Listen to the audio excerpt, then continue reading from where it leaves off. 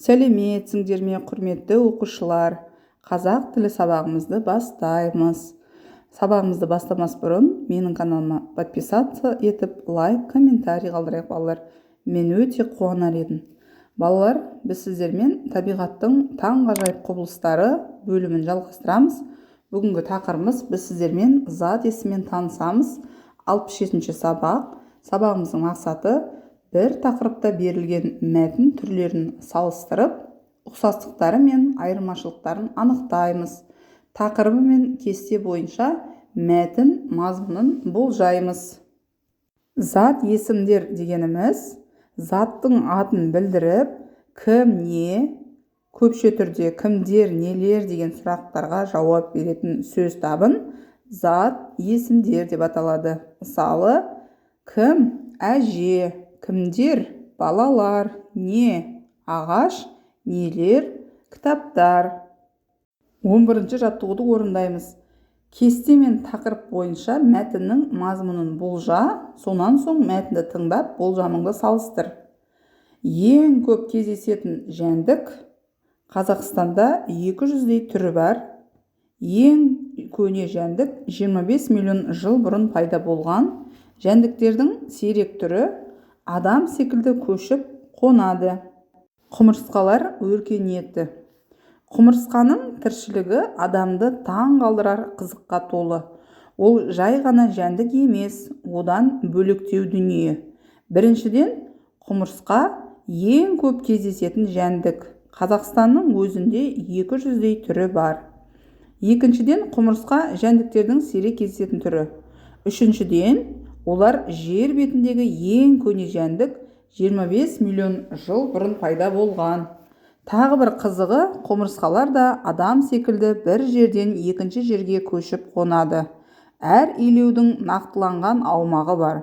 Сол жер аумағының амандығын олар көзінің қарашығындай күзетеді. Шекара бұздыңыз ба? Жауап беріңіз. Бұл кезде күрделі дабыл қағылады. Шекарашылар тобы сол сәтте-ақ жетіп келеді. Мәтіннің мазмұны құмырсқаны сипаттау түрінде болды деп ойлаймын. Жекеше түрдегі зат есім құмырсқа, жәндік, илеу. Көпше түрдегі зат есімдер құмырсқалар, жәндіктер, шекарашылар. Дерек көздерден құмырсқа туралы мәлімет тауып, дәптеріңе жаз. Тапқан мәліметіңмен бөліс. Құмырсқа жер шарына көп таралған. Олар бір адамға миллион құмырсқадан келеді екен. Жоғарыдағы мәтін бөліктерінің атауларын толықтыр. Құмырсқа жай ғана жәндік емес. Екінші, ең көп кездесетін жәндік. Үшінші, жәндіктердің сирек кездесетін түрі. Жер бетіндегі ең көне жәндік адам секілді көшіп қонады. 12-ші жаттығу. Қай сөз көп? Жалқы есімдердің бас әріппен жазылу себебін есіңе түсір. Жалқы есімдер жайық, Бішкек, Тайбұрыл, Құтжол. Жалпы есім жаңбыр, биші, өлке, бала, оқушы. Жер, су, қаланың, адамның аты жөні бас әріппен басталып жазылады. Бұл сөздерді біз жалқы есімдер деп атаймыз.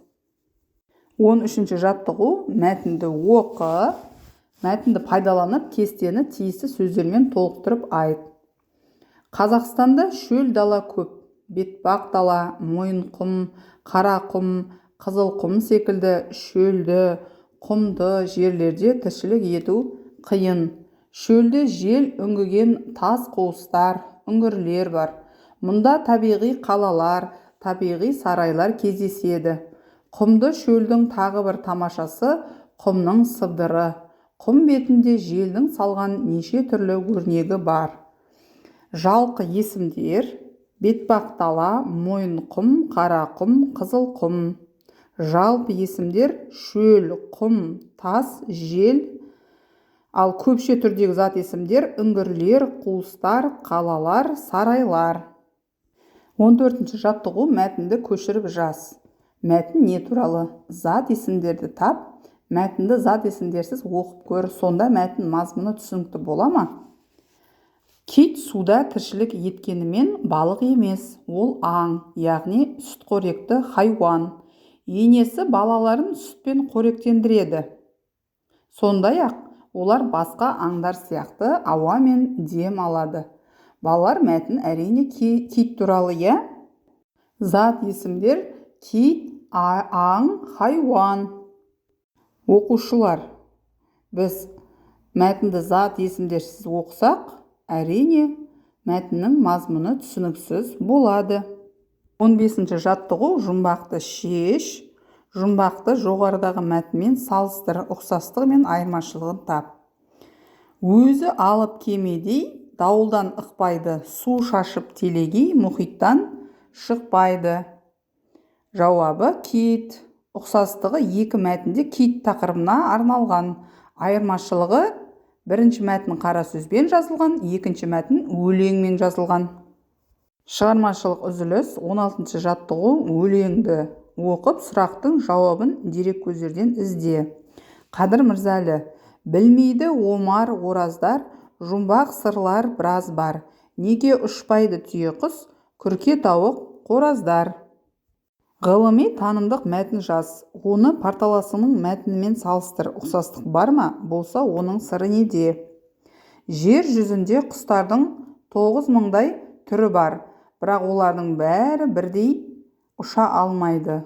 Ұша алмайтын құстарға түйеқұс, тауық, күрке тауық, пингвиндер жатады. Олардың кеуде сүйектері қырсыз, жалпақ болады. Олар ұшқанды ұнатпайды, есесіне олардың өз ерекшелігі болады.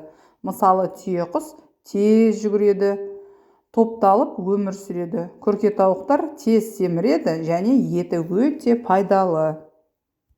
Балалар, сабағымыз аяқталды. Видеоны соңына дейін қарағандарыңыз үшін рахмет. Келесі сабақта кездескенше сау болыңыздар.